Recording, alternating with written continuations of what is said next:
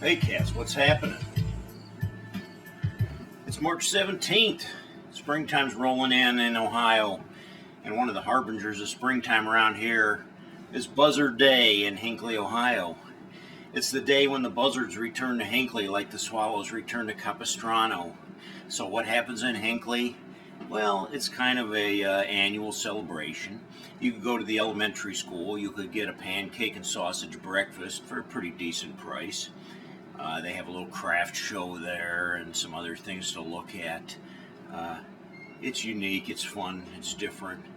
You leave there, you can go next door to the Hinckley Historical Society, check out some old timey pictures of back in the old days of Hinckley. History's pretty cool, especially in small towns like that. There's a lot of stuff to learn. Or head down to the Metro Park, to the Buzzard Roost, where you can get your binoculars out and you can look for the big birds soaring up in the sky. That's what Buzzard Day is all about. Well, V and I are going to go down and check it out today and join us and see what it's all about.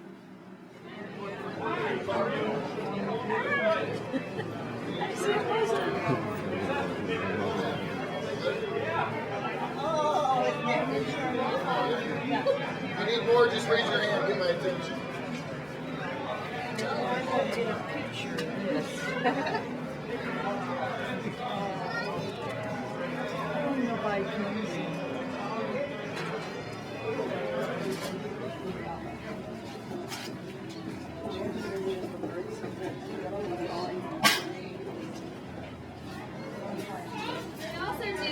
Gross, nasty things that start with the letter P. Can you guys think of anything gross and nasty that starts with the letter P that they might do? Any guesses? Puke, right. These guys are actually pretty peaceful birds. Like I said, they don't have a way to catch food. They also don't have a way to defend themselves. So when they do get really scared, they'll puke. And dead stuff smells really bad coming in. It smells 10 times worse coming back out. Trust us, we know. And most animals, like a raccoon or a coyote, they're not going to want to be around that puke smell. So they're going to hightail it out of there. But not only does he puke to scare away other animals, he'll also puke to lose a little bit of weight. Out in the wild, they don't always know where their next meal is coming from. So if they find a really big meal, they'll gorge themselves and they'll eat and eat and eat. And sometimes they might eat a little too much and they'll be too heavy to fly away. So he'll also puke to lose a little bit of weight so it's easier to get up in the air. So they puke. What's something else gross and nasty that starts with the letter P he might do?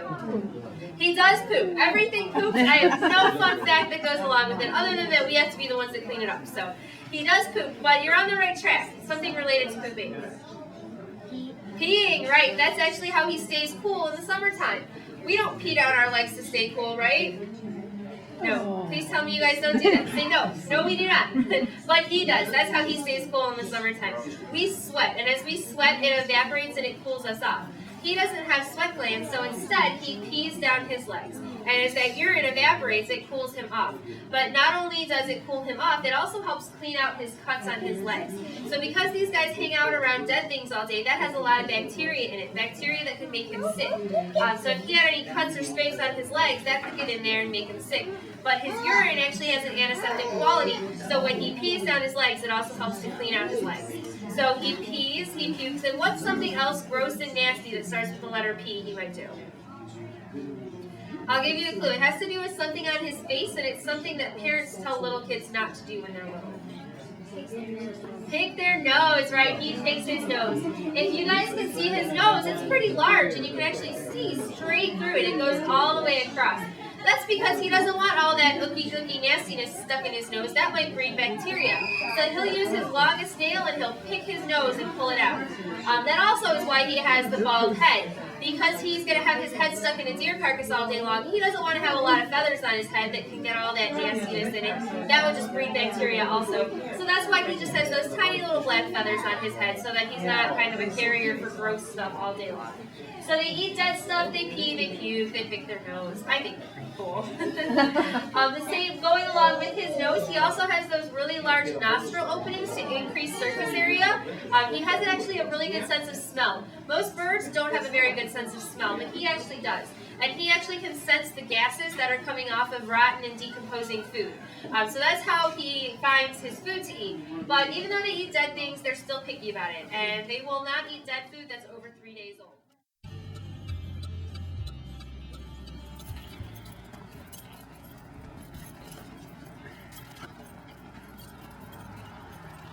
Hey cats, what's happening?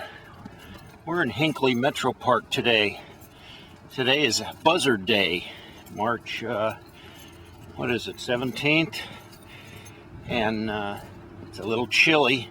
I don't know if we're going to see any birds today or not, but we're heading down to the Buzzard Roost where all the action is, where the buzzards are spotted.